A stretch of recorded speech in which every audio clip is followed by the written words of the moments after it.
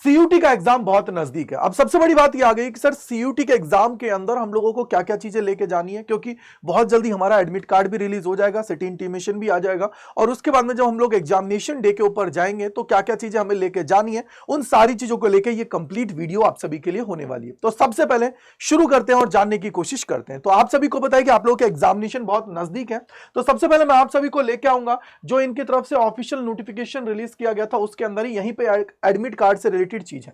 सबसे इंपॉर्टेंट चीज जो है ना बेटा, देखो एडमिट कार्ड आप लोग जब डाउनलोड कर लोगे, आपने अपने पास रख लिया, सबसे पहले आप लोग उसके अंदर चेक कर लीजिएगा कि जो आप लोग का सिग्नेचर और जो आपकी फोटो है क्या वो आपकी है या नहीं है। अगर किसी और की आ गई है गलती से, तो उस केस के अंदर देखो इन्होंने यहां पे बोला गया है कि आप लोगों को इसको चेक कर लेना। अगर लगता है कि यार हमारा जो सारी चीजें वो अलग है, तो उस केस के अंदर आप लोग क्या करोगे, सुबह 10 बजे से लेकर शाम को 5 बजे तक ऐसे केसेस के अंदर जो आप लोग का एनटीए का ऑफिशियल जो नंबर है, अब नंबर कौन सा है देखो ये रहा, एनटीए के ऑफिशियल नंबर की बात करता हूं तो ये रहा, इसके ऊपर आप लोग कॉल करोगे, वहां पे जो कस्टमर सपोर्ट है उसको आप लोग सारी चीजों को बताओगे, फिर वो उस चीज को नोट करेंगे और आपकी कंप्लेन है उसको दर्ज करेंगे। तो उस केस के अंदर क्या होगा कि आप लोगों का जो एडमिट कार्ड है नया इशू कर दिया जाएगा। तो भाई गड़बड़ हो तो ये चीज कर लीजिएगा, पहले ही मैंने आप सभी को बता दिया, कहीं आप लोग लास्ट मोमेंट पे प्रॉब्लम्स फेस करें। समझ में आ गई होगी। दूसरी चीज की तरफ चलते हैं, तो वो ये है कि सर अब हम लोगों को क्या क्या चीजें लेके जानी है।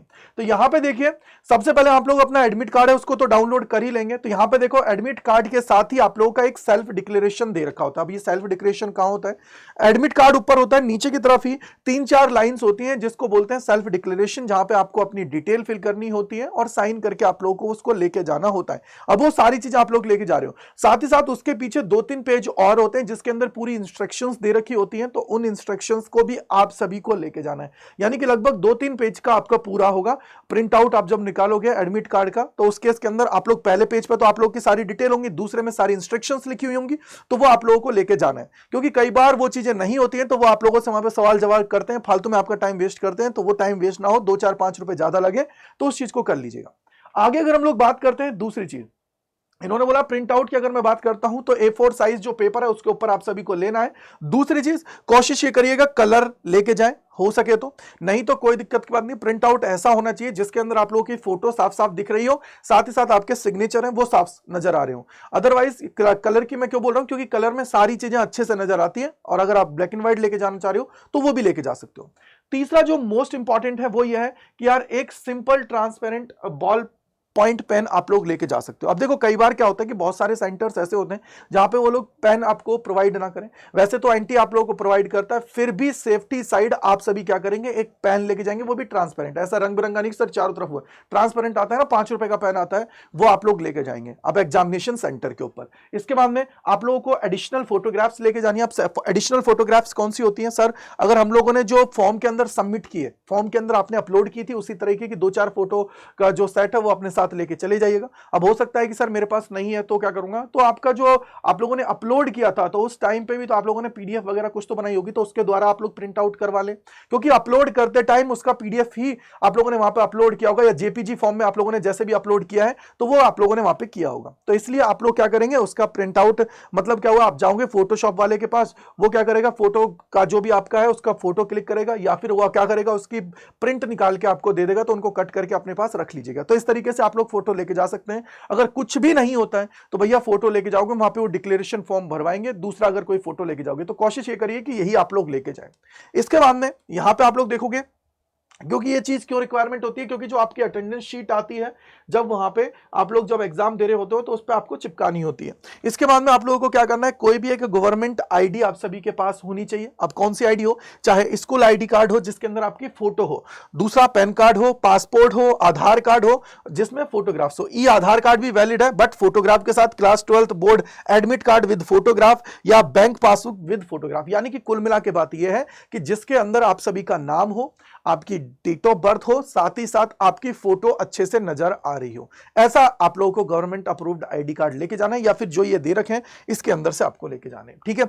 अब यहां पे पीडब्ल्यूडी या PWBD certificate issued by the जो अथॉराइज मेडिकल ऑफिसर्स हैं, जैसे आप में से बहुत सारे बच्चे ऐसे होंगे जिन्होंने रिलैक्सेशन के लिए अप्लाई किया होगा कि यार हम ये चाहते हैं कि जो हमारे प्रॉब्लम है इसकी वजह से हमने क्या है कि जो पेपर है उसमें थोड़ा सा एक्स्ट्रा टाइम मिले, तो उसके लिए आप लोगों ने जो एडमिट कार्ड है उसके अंदर आई होप की टिक मार्क करवा लिया होगा कि हाँ भाई हम ये हैं, पीडब्ल्यूडी कैंडिडेट्स हैं।